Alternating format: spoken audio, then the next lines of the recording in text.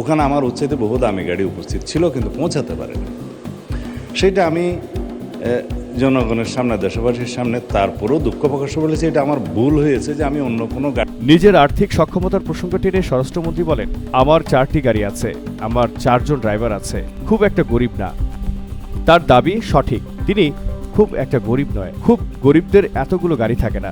গাড়ি ছাড়াও তার নিজের স্ত্রী ও তার 2 সন্তানের আর কি কি সম্পদ আছে তা জানা যাচ্ছে ত্রয়োদশ সংসদ নির্বাচনের সময় মনোনয়নপত্রের সাথে তার জমা দেয়া হলফনামা থেকে। হলফনামায় 2024 সালের 1 জুলাই থেকে 2025 সালের 30 জুন পর্যন্ত সময়ের স্থাবর অস্থাবর সম্পদের বিবরণ আছে। হলফনামা অনুযায়ী 2025 থেকে 26 করবর্ষে সালাউদ্দিন আহমেদের প্রদর্শিত আয় 6 কোটি 22 লাখ টাকা। এর মধ্যে 5 কোটি 80 লাখ টাকাই জমি বিক্রি থেকে আয়। আয়কর রিটার্নে প্রদর্শিত তার সম্পদের পরিমাণ 18 কোটি 24 লাখ টাকা। আয়কর দিয়েছেন 21 লাখ 82 হাজার টাকা। ওই করবর্ষে তার স্ত্রী হাসিনা আহমেদের আয় ছিল 52 লাখ 5 হাজার টাকা। প্রদর্শিত সম্পদের পরিমাণ 13 কোটি 68 লাখ টাকা। আয়কর দিয়েছেন 9 লাখ 40 হাজার টাকা। পুত্র সাইদ ইব্রাহিম আহমেদের আয় 19 লাখ 89 হাজার টাকা। প্রদর্শিত সম্পদের পরিমাণ ছিল 17 কোটি 49 লাখ টাকা।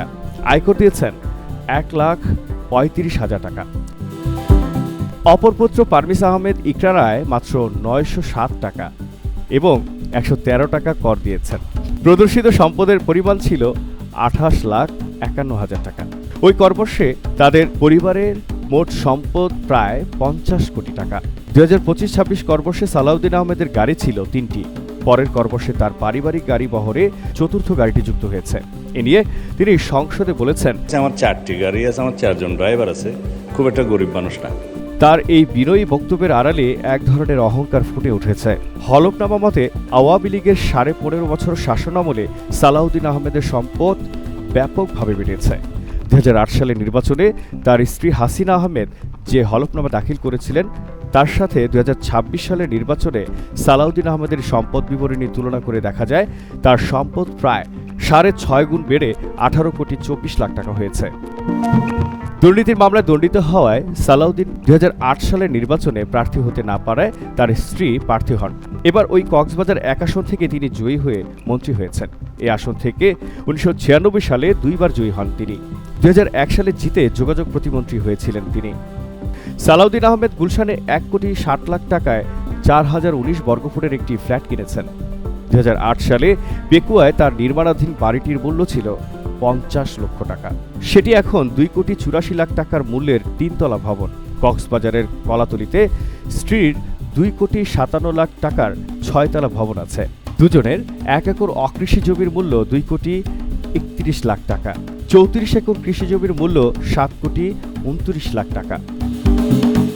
ছেলে Saeed Ibrahim southern sea coast asset management limited নামক একটি কোম্পানি থেকে 16.77 কোটি টাকা ঋণ নিয়েছেন। এই কোম্পানিটি এস আলমের ফার্স্ট সিকিউরিটি ইসলামী ব্যাংক থেকে 30 কোটি টাকার ঋণ নিয়েছিল, যা সালাহউদ্দিন সম্পূর্ণ পরিশোধ করেছেন। গুম হয়ে ভারতের শিলংয়ে প্রায় 9.5 বছর অবস্থানের পর 2024 সালের 11 আগস্ট সালাহউদ্দিন আহমেদ দেশে ফেরেন। তিনি দীর্ঘ প্রায় 10 বছর পর 2024 সালের 28 আগস্ট আকাশপথে প্রথম কক্সবাজার যান। সংবর্ধনা দেওয়ার জন্য জেলার বিভিন্ন স্থান থেকে হাজার হাজার নেতাকর্মী বিমানবন্দরে সমবেত হন। তিনি বিতর্কিত ব্যবসায়ী গোষ্ঠী এস আলমের মালিকানাধীন একটি জিপ গাড়ি চট্ট মেট্রো ঘ 11-15-33-তে চড়ে এলাকায় যান। প্রথম আলো বিআরটিএ চট্টগ্রাম কার্যালয়ের বরাত দিয়ে নিশ্চিত করে যে মিৎসুবিশির স্টেশন ওয়াগন ব্র্যান্ডের জিপ গাড়িটি এস আলম পাওয়ার প্ল্যান্ট এর নামে 2010 সালে নিবন্ধিত।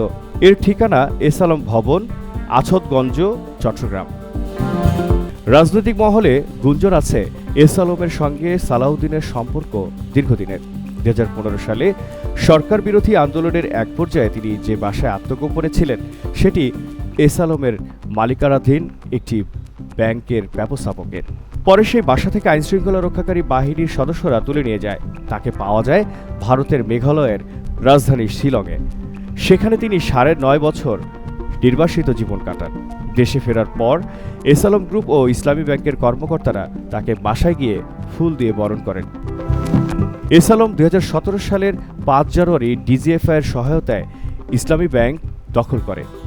শেখ হাসিনার পলায়নের পর এস আলম ও তার সহযোগীদের বিরুদ্ধে 1,13,245 কোটি টাকা পাচারের অভিযোগে পুলিশের অপরাধ তদন্ত বিভাগে তদন্ত করছে। এরা সিঙ্গাপুর, মালয়েশিয়া, সাইপ্রাস সহ ইউরোপ দেশ থেকে অর্থ পাচার করে স্থাবর অস্থাবর সম্পদ গড়েছেন।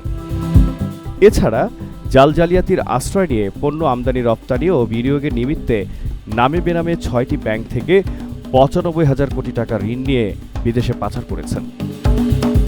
আওয়ামী লীগের পতনের পর এস আলম ও তার সহযোগীরা নানা কৌশলে বিএনপি নেতাদের সঙ্গে সখ্য গড়ে তোলেন। বিএনপি ক্ষমতায় আসার পর এস আলমকে তার দখলকৃত ব্যাংকগুলো ফিরিয়ে দিতে ব্যাংক রেজুলেশন আইন সংশোধন করা হয়। এস আলমকে ইসলামী ব্যাংকের নিয়ন্ত্রণ ফিরিয়ে দেওয়া নিয়ে সরকারের সাথে জামায়াতের সাম্প্রতিক দ্বন্দ্বে স্বরাষ্ট্রমন্ত্রী সালাউদ্দিন আহমদ গুরুত্বপূর্ণ চরিত্র। বাংলার জানালায় জহিরুল ইসলাম।